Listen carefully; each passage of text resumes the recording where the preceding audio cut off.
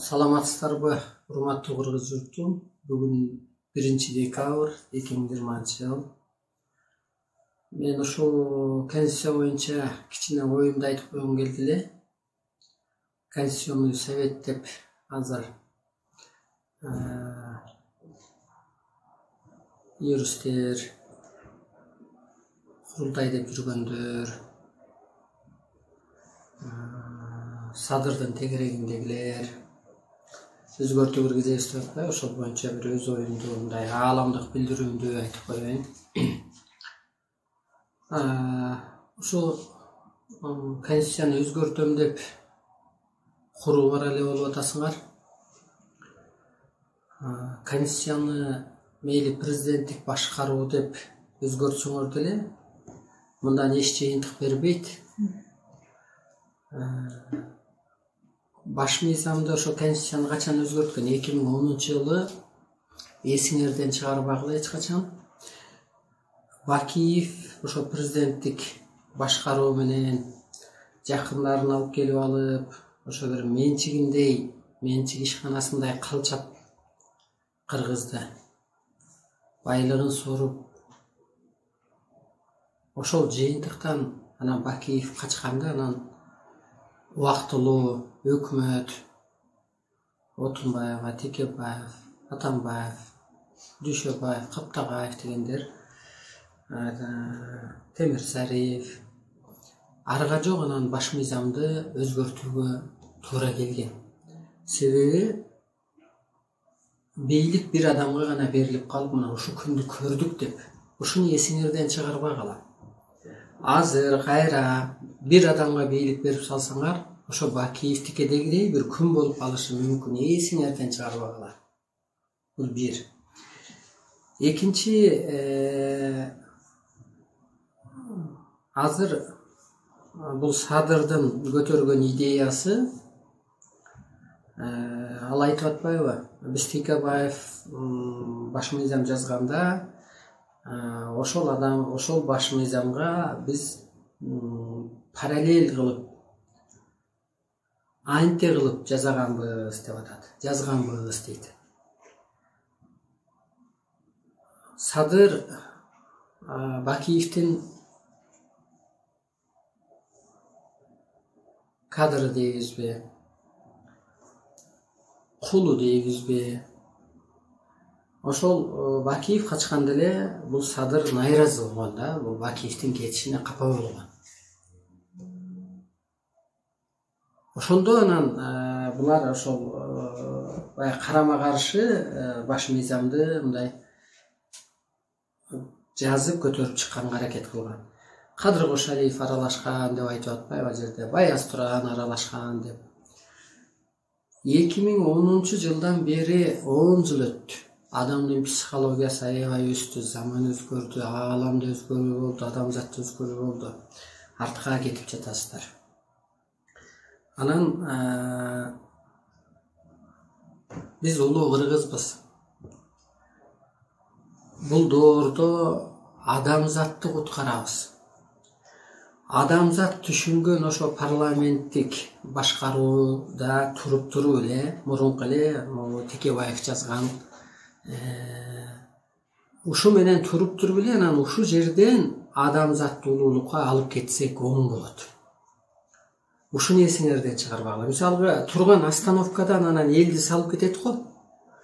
Алардын түшүнүгүндө, мисалы алар парламентте түшүнөт, мисалга курултайды түшүнбөйт алар, мисалгачы, мына батыш эли, бай мамлекеттер.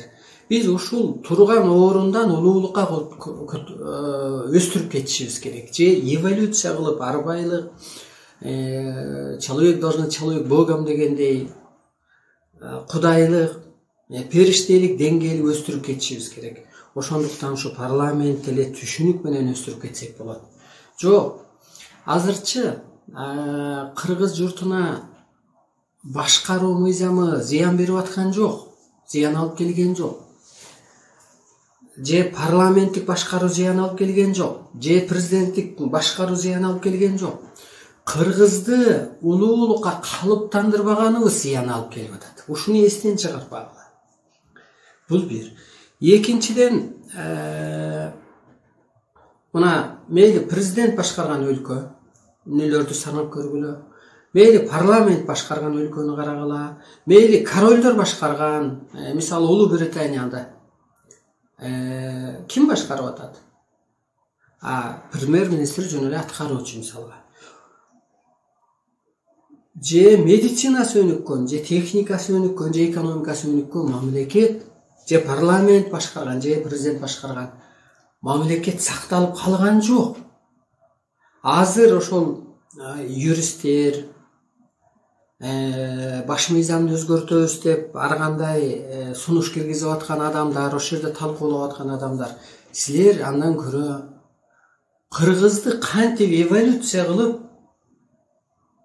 адамдык, улуулук, арбайлык, кудайлык деңгээлге жеткиребиз, ошону ойлонгула. Эгер кыргызды эволюция кылып өйдө өстүрө албасак, кандай мыйзам жазсаң дагы ал иштебейт. Мисалга мына Атамбаев деле референдум кылды. Жогорку кеңештин, парламенттин көп укуктарын премьер-министрге алып берди, президенттикине алып берди, баягы баланс болсун деп. Кана Атамбаевка ошо жыйынтык берди өзү. Сапар Исаков аркылуу башкарып турат эле, Сооронбай Жээнбековду конок катары коюп, өзү СДПК менен мен ошол жака мындай саясатка аралашам, карап турам деди эле. Жыйынтык берген жок да. Жеке кызык жыйынтык бербейт. Бул биздин тажрыйбадан мындай эле келе мындай карап көрсөңөр болот. Азыр кыргыз элине адамзатка өлүм суноо келет. Адам арбайлык деңгээлге өспөсө, адамдык, периштелик, кудайлык деңгээлге өспөсө, адамдын телосын күйүп кетет. Көп жыл адам жашады жаралгандан бери. 21-чи эволюцияларды басып өттү. Мейли ошо Байгедейби, Динби, Баатырбы, социализмби, Ленин доорубу. Ошо эволюцияларды басып өтүп 21-чи кылымда адамдын гени жетилди. Гени жетилген бала деле аял алып, ата, апа болгондой, ошондой жоопкер болгондой, азыр да адам арбайлык, периштелик, кудайлык деңгээлге жетип, ошонун ролун аткарбаса күйүп кетет. Муну биз какшап келе атабыз. Адамдын телосы мурун аял эркектин ролун аткарган болсо, азыр ааламдын ролун аткарыш керек. Деятельность өзгөрүш керек. Жан ааламдан келет. Эненин курсагында тандагы ааламдык нурдан, энергиядан жаралат. Демек ааламдын ролун адам аткара алат, аткарыш керек. Ошол чындык үчүн келгенбиз бул дүйнөгө. Чындыкты уруш үчүн, ошо Кудайдын, арбайдын, периштенин ролун аткарыш үчүн, табиятты сактоо үчүн келгенбиз. Ушуну ойлонгула. Бул жерде Конституция эч кандай жардам бербейт. Мына медицина жардам бербейт. Демек, мисалга ошол бир путеводитель экен, ааламдан буйрулупту. Ленин келгенде деле эски адамдын баары кеткен. Ак падышанын убагындагылар. Анткени алар эски түшүнүктө болгон. Эски байдын баары жок болгон. Анткени ошол доор бүткөндө эски мыйзам дагы жардам бербеди. Эски адамдар дагы, эски кадрлар да жардам бербеди. Ошол сымал азыр эски адамдар эчтеке кыла албайт. Эски мыйзамлар да эчтеке кыла албайт. Медицина, техника, политика эч жардам бербейт. Адам арбайлык, кудайлык деңгээлге өскөндө, ошого жараша ошол кезде баш мыйзам жөнүндө сөз кылса болот. Ошол кезде баш мыйзамды өзгөртүүгө болот. Анткени ошого жараша политика болот. Ошого жараша маданият болот. Коррупцияны жоёбуз деп атасыңар да. Адам өскөндө коррупция ошондо жоюлат. Адам өскөндө ниетиңе жараша күн көрөсүң дегенде экономика ошондо көтөрүлөт. Адамдар өскөндө адамдай улуулар сүйлөшкөндөгүдөй, бири-бирине улуу маданият менен мамиле кылгандай, бирине бири кылган ырахаты, улуу мамилеси өзгөрөт. Жашоосу, дүйнөгө болгон көз карашы. Ошондуктан азыркы кылып аткан аракетиңер Tetrisинче дүйнөнү чочутуп атасыңар да. Мына бирөөлөр эми түшүнүүңө жараша түш көрөсүң дегендей түшүнүүңөргө жараша бирөө сүйлөп атат. Биз исламчылбыз, 90 канча процентибиз. Эмне дегенди алып салыш керек деди? Светское. Светское государствону алып салат. Жүрөк түшүп атат да. Ислам ар кандай динден дүйнө чочуп, коркуп, сактанып, кароогалы ошолор атып кетпесин да, уруш чыгарбасын деп дүйнө коркуп атса, силер кайда ислам өлкөсү дүйнөнүн жүрөгүн чүрбөйсүңөр. Светтик өлкөдөн кетебиз. Мына көрдүңүздөр, минуска кетип атат. Референдум өткөрөбүз дедиңер, мына дүйнө чочуп атат бул нерседен. Сиздер дүйнөнү чочутуп атасыздар, коркутуп атасыздар. Курултай киргизебиз дедиңер, аны дүйнө түшүнбөй.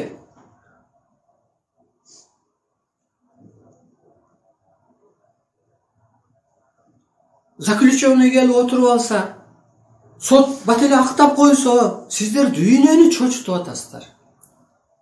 Биз эмнеге Улуу Британияны мен жаңы Кудай катары соттодум? Эмнеге улуу аталып алат? Андай улуулугу болсо, анда жанагы 27 өлкөнү Евросоюзду улуулук өстүрбөйбү, анда улуулугу болсо? Улуу эмес да, биз улуубуз да. Кыргыз улуу деп атпайбы? Улуулардын, улуу күчтөрдүн ролун кыргыз гана аткара алат деп. Ошол сымал кел, биз ошол эле турган орундан улуу катары өстүрөлү. Балдарды деле улуу адам, ошол эле кыз баланы деле, эркек баланы деле улуу адам катары өздөрүнүн түшүнүгүнө жараша сөз айтып, жомок айтып, кемчилигин айтып өстүрөт да. Сиздер дүйнөнү чочутуп атасыздар да, чочутуп жүрөгүн чүрүп атасыздар. Ушуну эсиңиздерден чыгарбаңыздар. Мейли, күчтөп алмаштыра бергиле мыйзамды, бирок иштеп бербейт. Мейли садырды сар деп атап койгула. Өмүр кетпесин. Ал өлсө да баласы келсин деп коюңуздар, мисалга да. Ал жок болсо, анын небереси келсин деп, жанагы Осман империясында болсо. Садырды 1 жыл отургузбайт, 3 срок эмес. Кубалап чыгат кыргыз. Көрдүңбү, баш мыйзам демек таасир бербейт. Аны өмүр бою президент кылып шайлап койсоң да. Антип жазып коесуң өз кызыкчылыгың мененчи. Кубалап чыгат да, кайда барат эми 1 жыл айланбай. Анткени ааламдын талабы баш мыйзам алмаштыр деген жок. Ааламдын талабы адамзатты улуулукка калыптандыр деп атат. Эскиче ошол адам сыйынган мезгил бүттү. Бүгүнкү күнгө чейин пенделер сыйынган, пир туткан диндер, ыйгаталган улуу касиеттүү пайгамбарлар, Мухаммед, Иса, Муса жана башка. Ошол убакыттагы эволюцияга жарактуу болгон. 15 кылым мурун адамзаттын сезими кандай болгон? Ошого жарактуу болгон деп Кудай берет муну. Кудай ал пайгамбарларга өзүнүн купуя сырын, акыреттин жүзүн, астыда адамдын жашоо жол-жобосун өтө кыскан сезимдин эң төмөнкү түбү менен түшүнүк берген. Бул ааламдык билдирүү. Чын эле да. Азыр сыйынуу доору бүттү. Бала деле ата дейт. Анан бир кезде атасы менен сырдашып калат да, чоңойгондо сыйынбайт. Ошол сыяктуу сыйынуунун доору бүттү да, азыр сырдашып, сыйкыр касиетти иштетчү мезгил келди дейт. Буга далил. Мына Сооронбай Жээнбеков. Алла оозунан түшчү маселе. Атамбаевдин оозунан Алла түшчү маселе. Экөө тең Ходжага барып келген ак кийимди кийип, телегрантилер тегерегине алып. Түн ичинде 10 граммдан бастырып коюп, күндүз Кудай буйрса деп сүйлөп. Кана сыйынганы сактадым ошолорду. Же менин сыйкыр касиетим жеңдиби? Көрдүңөрбү силер баш мыйзамга ошол светтик дегенди алып салабыз деп атасыңар.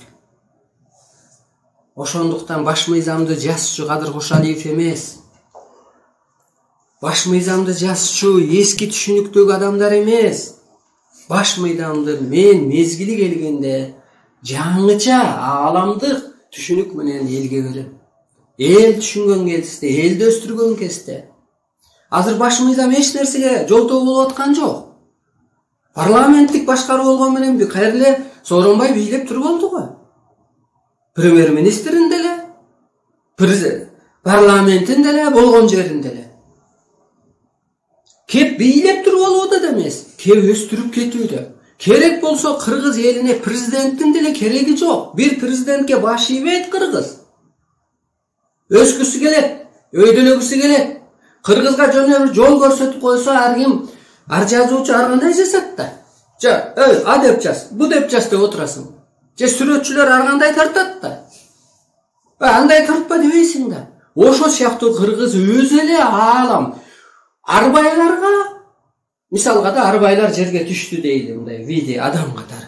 Анан ошого бир кул түшүнүктөгү адам барып алып анан жол көрсөткөндөй болуп атат. Ага баш ийбейт да алар. Күлбөйбү, боору эсилбейби, баш ийбейт да. Ошол сымал баш мыйзамыңар жардам бербейт. Жөн эле элди эмоцияга салбагыла, дүйнөнү чочутпагыла.